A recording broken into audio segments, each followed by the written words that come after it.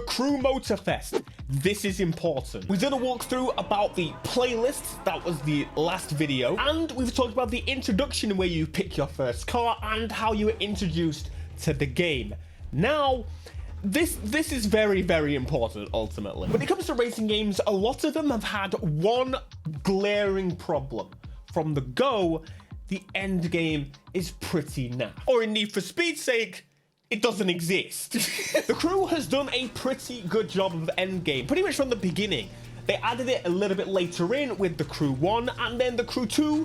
Essentially, the game has now been built for the past few months about re-adding and refreshing content. Which brings us to where they are with the Crew Motorfest. And I'm pleased to say, I'm impressed so far. So let's do it. Let's introduce you to the main stage. Yes, all its multifaceted and illustrious glory. A testament to good old-fashioned quality.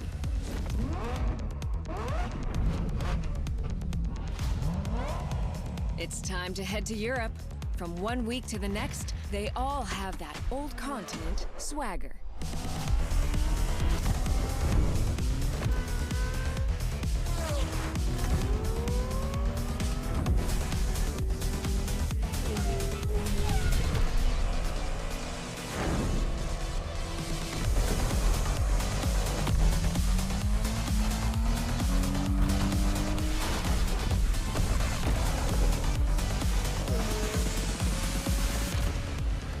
Managed to come out on top?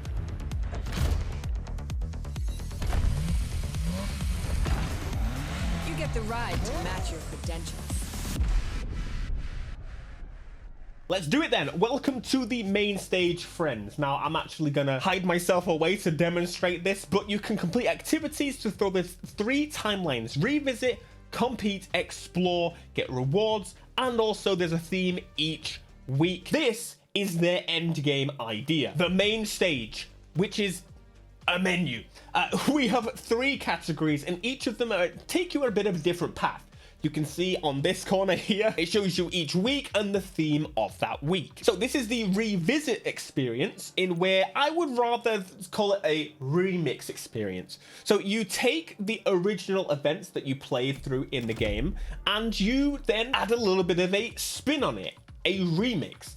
Inherently what a remix is. You missed the chance there. So basically what it's done here is selected a mission and specified a car that we'll use for said missions. To be honest, it's very similar to the festival playlist in where it remixed all the events, just like the festival playlist was based on the summit that remixed events. Ultimately, this is the most important part. As you can see, the event settings, it's forced a French car onto me. The theme is European cars, and French cars this week are the kind of specific. So you can swap between main stage, the playlist, and your own custom. Unfortunately, because this is the only French car I had, which is insane, which is great, obviously, for this event, it did pose some problems that I did discover a little bit later on. But as I say, I'm going to be completely honest and brutal with this. This is what we're going to be playing for the majority, right? That's the whole point post you doing the playlist, which is the main progression. After the fact, this is going to be the focus. So once again, this is the Porsche event that we did a little bit earlier with the same rule set, the same time of day. In fact, this is completely the same, other than everyone is driving French cars. And I am in a Bugatti, and it's a monster. It doesn't turn for absolute shit, but it's still a monster nonetheless. Oh no, the road's wet. That's the setting there. Oh, and the damage thing is gone, which is really, really good, because I'm really terrible about not hitting little elements because I play arcade racing games. I smack into things if I see them. So anyway, this is the remix revisit. And essentially, it will string together a playlist of more and more and more events for you to do, and you level up XP in that area. You'll get rewarded for doing so, but that's not the only way to go. So the end screen here, you notice the XP was a little bit different to the normal. So that was the blue category, which is the remix. I've forgotten the actual name. Back in the free roam, you get suggested on the next one. You can drive to it. You can keep driving and driving and driving and driving. Or you can take a little bit more of a free-flowing idea. So basically, all your time throughout the week is tracked and rewards based on all these categories. give you rewards. So back to the main stage then. Let me show you what you can get. These are the rewards for completing the revisit option here. You get the Mini Cooper at level 3, you get some clothes items, you get these legend points, which I still don't quite understand. Maybe one of you guys in the comments can let me know. This is to do with the compete section, which we will be checking out momentarily. And then you've also got this, which is the explore timeline. And the explore, as you can imagine, is the more exploratory, because the crew's always been like top dog when it comes to exploring. And clearly this time they've put it into the main kind of progression system here. So this section here is the compete.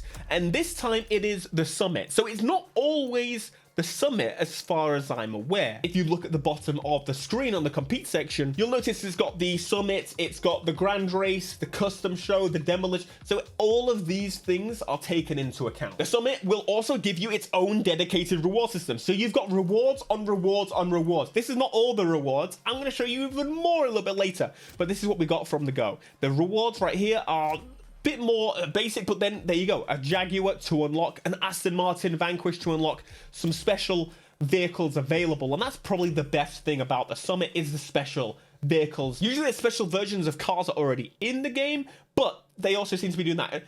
It's not always the case, ultimately. If you've not seen the summit before, you basically, once again, chooses a car, it chooses a race, there's rewards specifically for participating in a certain amount of events, and rewards for winning certain positions in the summit. There's a lot of rewards, but I feel like they've done a really good job at making it so it's not too confusing. The rewards are explained very well. For example, here, as I said, this is rewards for partaking in a certain amount of events.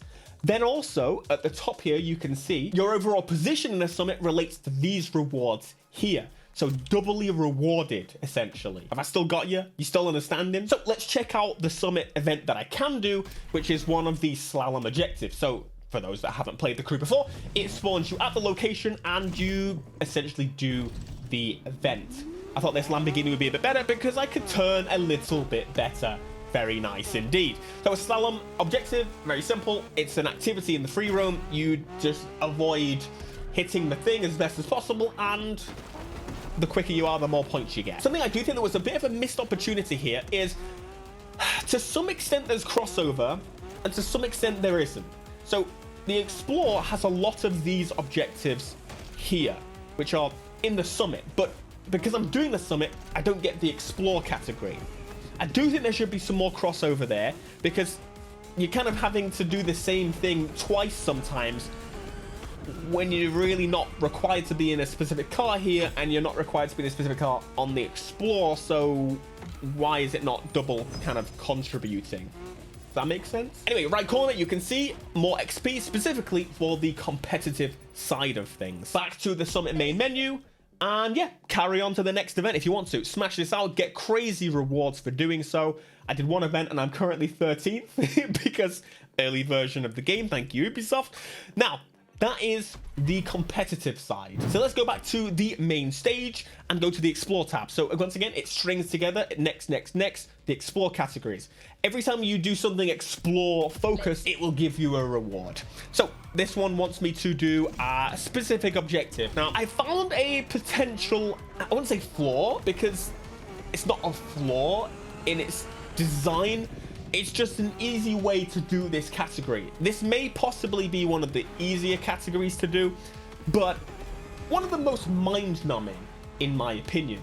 I think exploring on your own terms is the best way to do this, and that's where I was talking about the crossover does exist here. So when you do objectives in the free roam, it does contribute towards your Explore kind of objectives, which kind of, I don't, does it really make sense if that's not the case for some of the others? I don't know.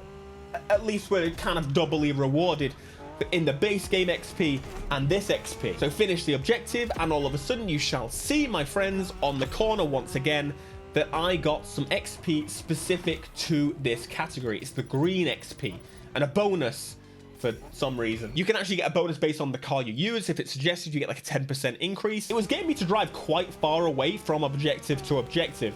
And I thought about the potential of, what if I just did the same event, over and over again. Would that be against the rules as such? Surely not. It's about exploration. And so I proceeded to do exactly that.